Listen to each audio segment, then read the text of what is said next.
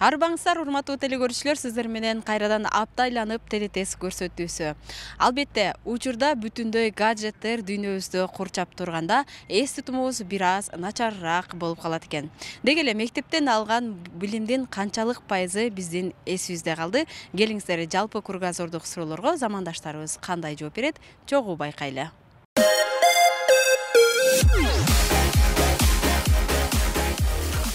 Өткөн көрсөтүүбүздө улуттук тамак аштар боюнча тесттик сурамжылоо жүргүзүп, акыркы суроону жалпыңыздарга узаткан элек. Дал ошол суроонун туура жообун жөнөткөн биздин бул замандашыбыз жеңүүчү аталуу менен бирге өнөктөшүбүз Семетей кинотеатрынан чакыруу билетине ээ болду. Эгер сиз да учурда эң мыкты тасмаларды көрүп келем десеңиз, анда көрсөтүүбүздү аягына чейин көрүп барып, өнөктөшүбүздөн чакыруу билетине ээ болуңуздар.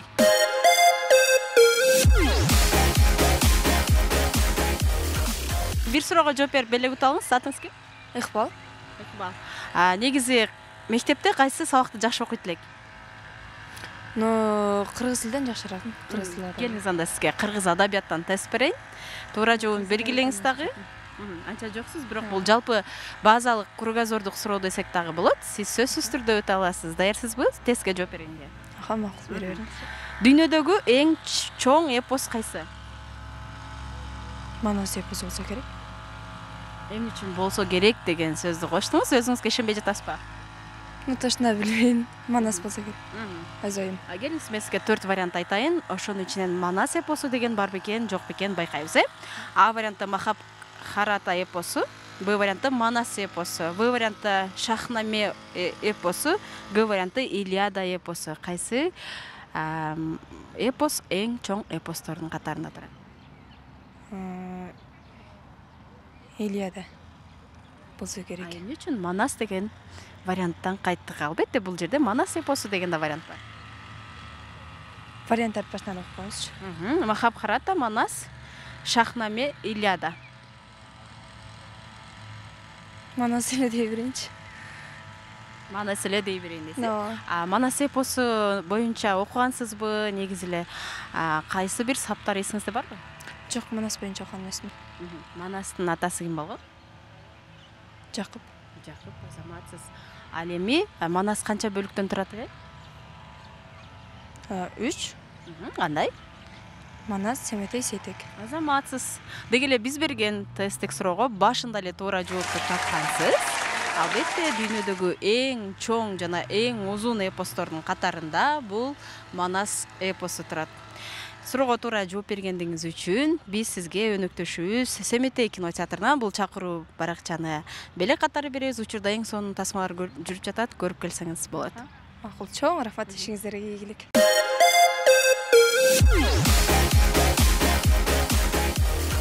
Саламатсызбы? Саламатчылык. Атыңыз ким? Ажамал. Жаздын жашынакай күндөй салып отурабыз, э? Студентсизби? Жок, окуучу. Оертиге даярданабыз. Азаматсыз. Демек, жалпы республикалык тестирлөөгө даярданып жатсаңыз, анда биздин тесттен дагы өтүңүз. Телетест көрсөтүүсү сизге суроо. Адамдын организминдеги эң чоң орган кайсы? Кабырга. Кабырга болушу мүмкүн. Ашказанбы? Сиздин вариант? Варианттар барбы? Сизде варианттарды бересизби? Мен сизге 4 вариант берейин. Сиз ичинен туура жообун белгилеңиз, э? А варианты бул өпкө дейт. Б варианты боор. В варианты тери, Г варианты ашказан. Демек, жалпы республикалык тестирлөө. Кайсы вариант туура? Ашказан. Ашказан. Эгер сизге жалпы республикалык тестирлөөдө кошумча предметтен биологиядан дейли, дал ушундай суроо келсе, сиз ашказан деп эле жооп бермексизби? Жок. Варианттарды эсиңизге салып өтөйүн. Өпкө, боор, тери, ашказан. Өпкө болушу мүмкүнбү? Жок, өпкө. Өпкө. Ашказанбы, өпкөбү? Өпкө. Өпкө. Токтолдуңузбу? Толугу менен. Азаматсыз, кол чабуулар, сиз телетесттен да өтпөй калдыңыз, бирок жалпы республикалык тестирлөөгө даярданууну уланта бериңиз дейбиз да, биз сиз менен коштошобуз.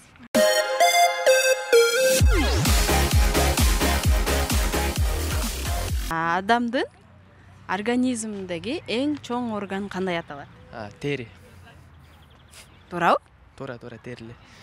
Сиз биологияны мыкты окуйт белеңиз? Жок. Эмне үчүн тери деп токтолдуңуз анда? Кандай негиздер менен? Адам баржын каптап турбайбы тери.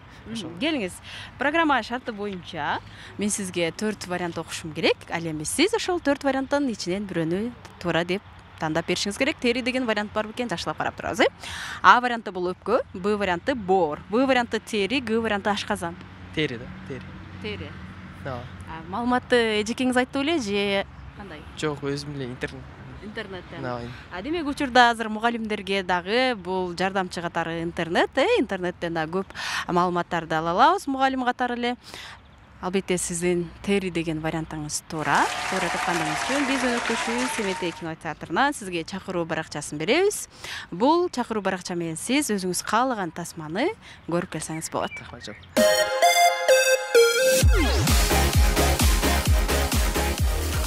Саламатсызбы? Саламатсызбы. Эмне жөнүндө китеп окуп атасыз? Бул ой өрүшү кругозор Гапыр Мадаминовдун китеби. Гапыр Мадамиевдин Ой өрүшү кругозор. Демек бул китепти кайсы бир керектөөдөн улам окуп жатат болушуңуз керек, Негизи ошол жалпы республикалык тестилөөгө даярданыш үчүн кругозорду логикалык ой жүгүртүүнү кеңейтиш үчүн окуп жатам. Биздин бүгүнкү телетест көрсөтүүсү дагы дал ушул жалпы кругозордук суроолорду даярдап келген. Бул суроолордон сиз азыр дал ушул китепти мыкты окуган болсоңуз анда оңой эле өтөсүз деген ишенимде. Мен суроо берсем жооп берүүгө даярсыз да? Ооба, аракет кылабыз. Келиңиз анда сизге суроо. Жалпы республикалык тестирлөөдө математика дагы негизги болуп эсептелет, Ооба, албетте. Даярданып жатасызбы математикадан? Ооба, даярданып жатам. Анда сизге математикадан суроо. Жалпы телекөрүүчүлөр жакшылап тыңдап турабыз. Суроону айтайын. Көбөйтүүнүн таблицасы кайсы математиктин атынан аталган?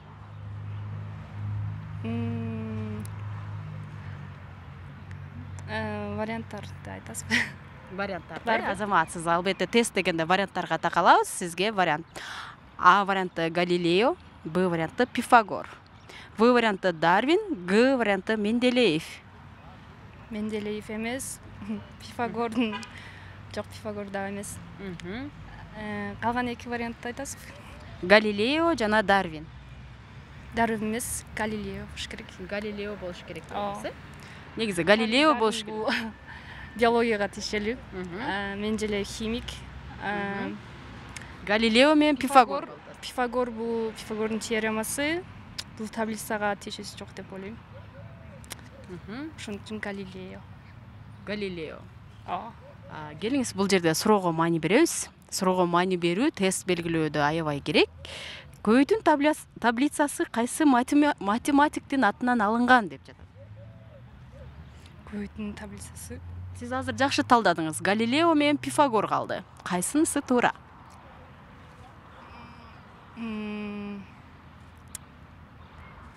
Дептерлердин аркасындагы көбөйтүүнүн таблицасын эстей койсоңуз? Анда Галилео эмес, анда Пифагор болуш керек. Пифагор. Акыркы жооппу? Ооба. Пифагорбу? Ооба. Көбөйтүүнү жакшы эле билесизби? Жакшы эле билем, ооба. 8 жерде 6 дароо айтабыз. 8 жерде 6 48. 9 жерде 6.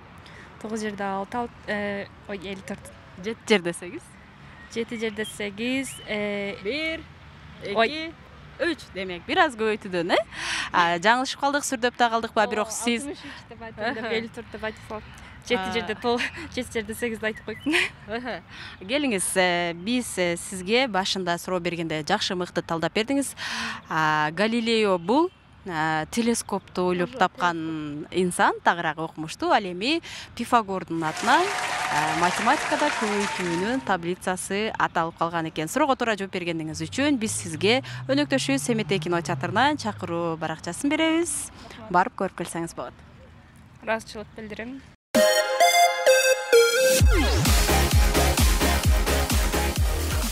Саламатсызбы? Саламатсызбы? Мектепте кайсы сабакты жакшы окуйт элеңиз? Адабият, математика бирдей эле бирок. Чүү дегенде эле адабият дедиңиз. Демек, адабиятты сиз мыкты билет окшойсуз. Адабият жаатында тест берсем жооп берүүгө даярсызбы? Аракет кылып көрөйүк. Урматтуу телекөрүүчүлөр, бул берилчү суроо оңой эле суроолордун катарына кирет. Суроо сизге угуп турасыз. Майсалбектин каты кайсы чыгармада жазылган? Так. Бул жөнүндө Толгонай. ооба, бул дагы чыгарманын каарманы. Майсалбектин каты кайсы чыгармада катылган? Чыгарманы атап өтүшүңүз керек. Эсиңизде барбы? Жо, эсимден чыгып кетти. Келиңиз, анда дароо бизге 4 вариант жардамга келет. Аха. Жакшылап угуп турасыз. А варианты ак кеме, Б варианты саманчынын жолу, В варианты атадан калган туяк, Г варианты Жамиля. Атадан калган туяк. Бул сиздин акыркы вариантпы? Акыркы вариант. Атадан калган туяк чыгармасында Майсалбек деген каарман бар беле? Майсалбектин каты. Жакы апасына кат жолдогонун билет элем. Кантип жолдойт эле, айтып өтсөңүз? Апаке.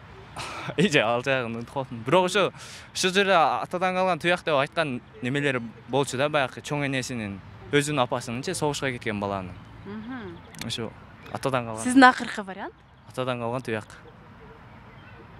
Ушул жоопко токтолдук. Демек азыр сизди адабияттан берген мугалимиңиз көрүп турган болсо, жакшы эле окучу эле, сүрдөдө окшойт, бир аз унутуп калган окшойт деп жатат болуш керек. Сиз суроого туура эмес жооп берип калдыңыз. Тилекке каршы сиз менен коштошобуз. Саламатта калыңыз.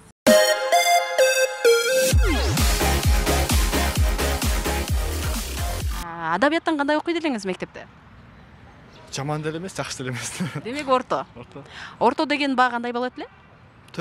4-5-6 эле сабактарда. 4-5, азаматсыз. Анда билимиңиз 4-5 болсо, азыр бул суроодон оңой эле өтөсүз деп ойлойм. Майсалбектин каты кайсы чыгармада жазылган? Саманчынын жолу. Бул сиздин акыркы вариант. Келиңиз, анда мен сизге 4 вариант окуйн. Сиз жооп бериңиз. А варианты ак кеме, Б варианты саманчынын жолу, В варианты атадан калган туяк, Г варианты Жамиля.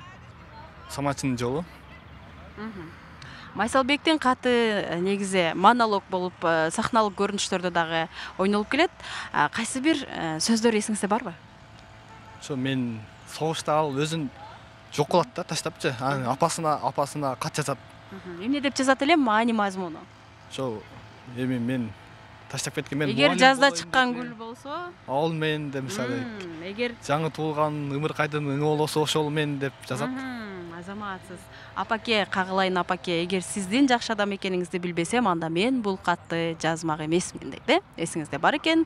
Демек адабиятты 4-5ке окуганыңызды тастыктай алдыңыз. Суроонун жообун туура таптыңыз. Майсалбектин каты албетте Саманчынын жолу чыгармасында берилген. Суроонун жообун туура тапкандыгыңыз үчүн биз сизге өнөктөшүбүз Семетей кино театрынан чакыруу баракчасын билет катары беребиз. Бул билет сиздики. Учурда эң сонун тасмаларды көрүп келесиз. Рахмат.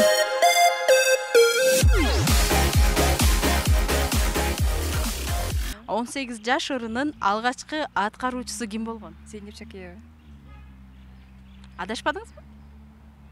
деп ойлойм, билбейм. Ыр эсиңизде барбы? Ооба. Демек бала чагыңызда дал ушул ыр менен чоңойгонсуз, баарыбыз эле.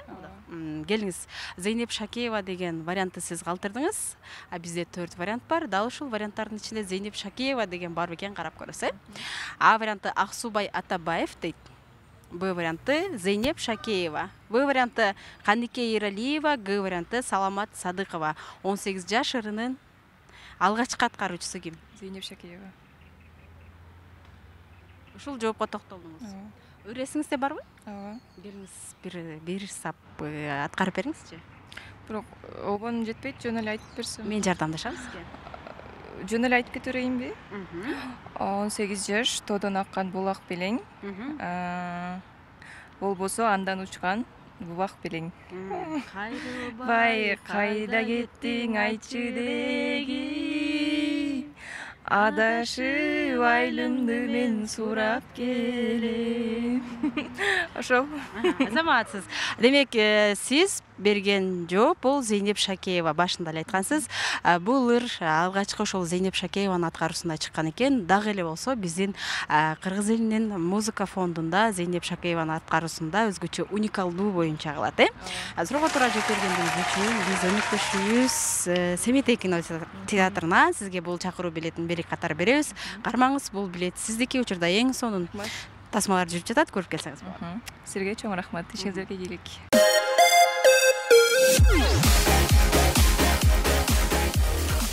Сатылышы боюнча бензин биринчи орунда турса, экинчи орунда кайсы турат? турат да. Газ. Эмне үчүн мындай автоунаа жагына эле алып карап койдуңуздар? Газ бардык жакка керек го дейм. Бардык элдерге. Үй жумуштарына. Келиңиздер, мен сиздерге 4 вариант окуйм. 4 вариант. Ошонун ичинен сатылышы боюнча дүйнө жүзүндө экинчи орунда кайсы товар турат экенин айтасыздар, А варианты бул суусундук дейт. Б варианты кофе. В варианты кийим, Г варианты косметика. Сиздер айткан вариант бар бекен? Жок. Суусундук, суусундук. А сизгечи? Суусундук. Бул досуңуз айткандай эле тандай бербей башка вариант тандап көрбөйсүзбү? Бул жерде кийим, косметика, кофе деген да варианттар калды. Кофе сатылат го дейм. Сиздин вариантыңыз бул кайсы? Кофе. А сиздин вариантыңыз? Суу. Суусундук. А вариант, ооба. А варианты. А сизге? Кофе да, кофе сатылат го дейм көбүнчө. Дал ушул варианттарга токтолдукпу? Эми урматтуу телекөрүүчүлөр, азыр эки мырзабыз тең. Бир болсо менин вариантым туура же мунун варианты туурабы деген ойдо турат. Өздөрүнөн сурап билели, кимдин варианты туура деп ойлоп жатасыз жеке оюңузда. Меники го дейм. Адамдар эртең менен турганда, жумушка кетип атканда, окууга кетип атканда кофе ичет го дейм. Бардык дүйнө жүзү боюнча эле. А сизчи? Анткени эже монду суу адамдар ичет, жуунганга кетет. Демек азаматсыздар, бул дагы болсо чыныгы мырзалык сапат деп айтсак болот. Ар бири мырзаларыбыз өздөрү тандаган варианттардан мунуку туура болуп калды деген ойдо эмес, жеке өздөрүнүн позициясын карманып турушат. Биз сиздерге туура жоопту айталы. Сатылышы боюнча дүйнө жүзүндө күйүүчү май тагырагы бензин биринчи орунда турган болсо, экинчи орунда замандашым айтып өткөндөй азаматсыз кофе экинчи орунда турат. Демек, сиз туура жоопту бергендигиңиз үчүн биз сизге өнөктөшүбүз Семетей кино театрынан бул чакыруу баракчасын белек катары беребиз. Учурда эң сонун тасмалар жүрүп жатат, көрүп келсеңиз болот. Чоң рахмат сиздерге дагы ушундай. А сиз капа болбодуңузбу? Жок, рахмат чоң.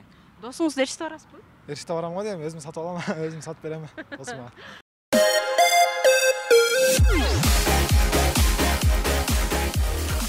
Мына ушундай урматтуу телекөрүүчүлөр, биздин тесттик сурамчылоого замандаштарыбыз ар кандай багыттарга жооп берип, айрымдары белекке ээ болсо, айрымдары мындан ары ошол суроого жакшы маани бере турган болуп кайтышты. Келиңиздер, эми кийинки акыркы суроого сиздер жооп берип, белекке ээ болуңуздар. Алгачкы кыргыз операсы кандай аталат? А варианты Курманбек, Б варианты Жаңыдоор, В варианты Айчүрөк, Г варианты Жаңыл Мырза.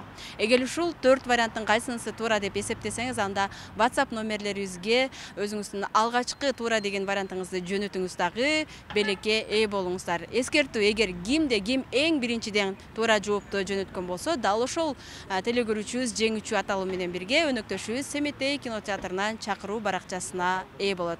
Сиздер менен телетест көрсөтүүсү болду. Кайрадан эфир аркылуу амандашканча саламатта туруңуздар.